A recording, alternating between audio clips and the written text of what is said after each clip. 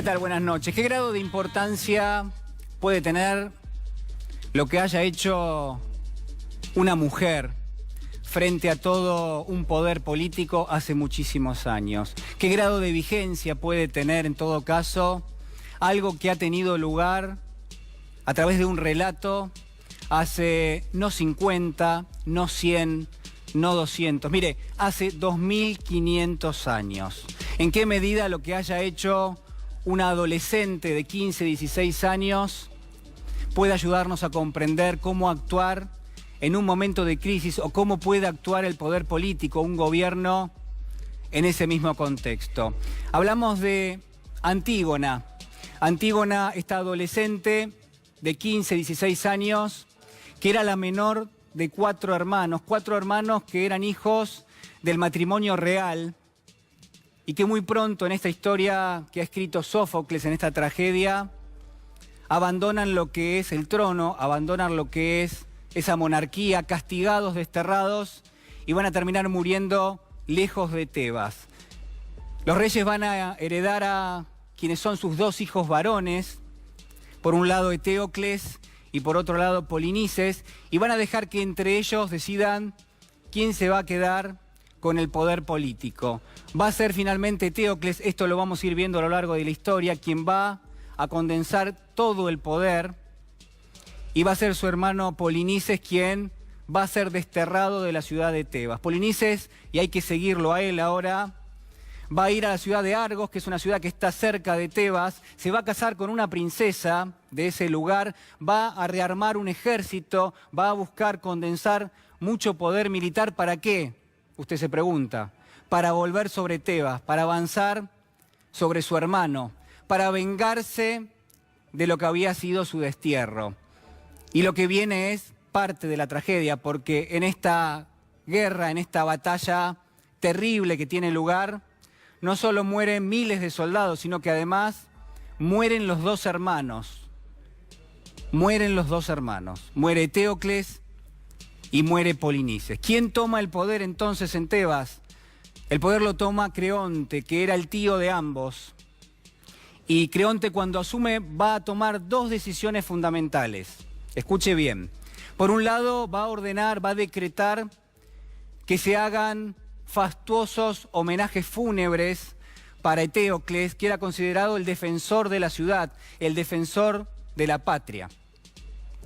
Y por otro lado, el rey va a prohibir que cualquier persona llore, que cualquier persona rece por la muerte de Polinices, porque lo consideraba un traidor a la patria. Pero además fíjese lo que hace el rey.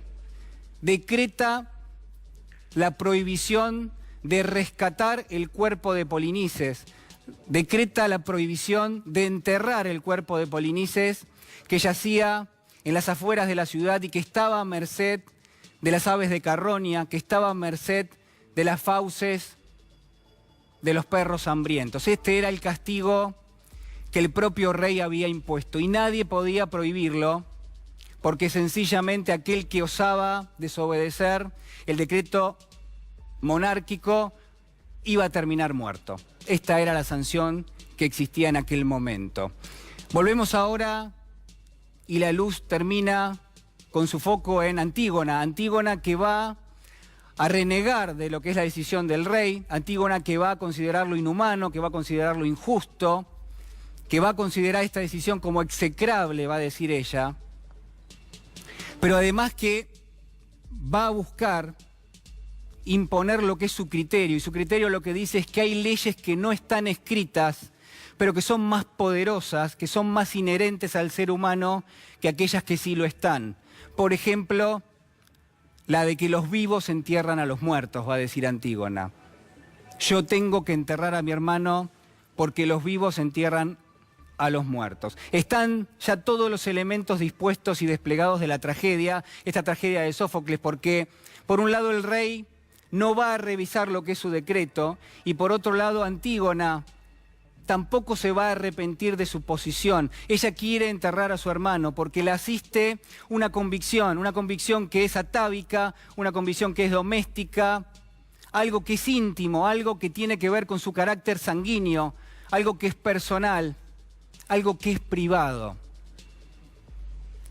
Y así entonces la vamos a ver, en definitiva, a Antígona, que va a salir de noche sola, absolutamente sola, a tratar de rescatar el cuerpo de su hermano que yacía en la periferia de la ciudad.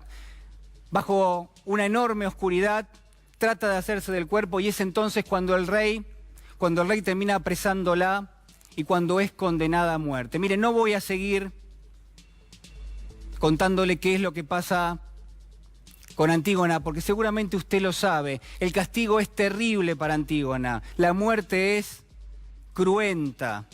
La muerte es perversa, la que dispone el rey.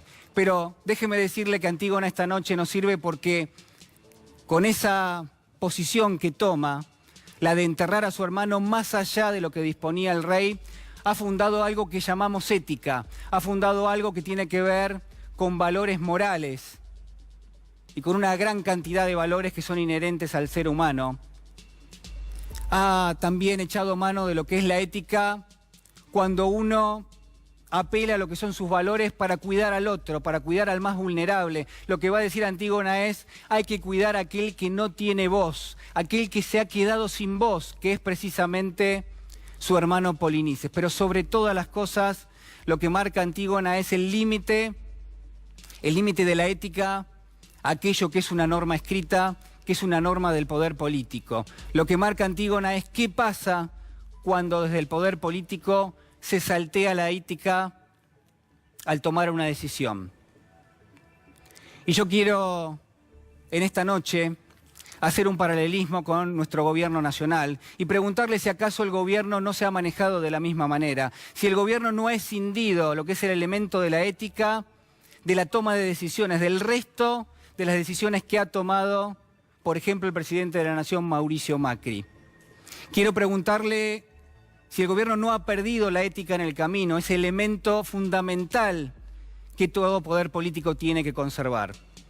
Quiero preguntarle también en esta noche, y hagamos el ejercicio juntos, si esta falencia, si esta falta no se ha enardecido, no se ha evidenciado con lo que es un contexto de crisis. Si el gobierno ha perdido los valores porque sencillamente, por un lado, no los enuncia. Usted no lo va a escuchar nunca al presidente decir, yo creo en la educación pública, yo creo en la salud pública, yo creo en que la economía tiene que ser más inclusiva. No está enunciado directamente lo que es el contenido ético.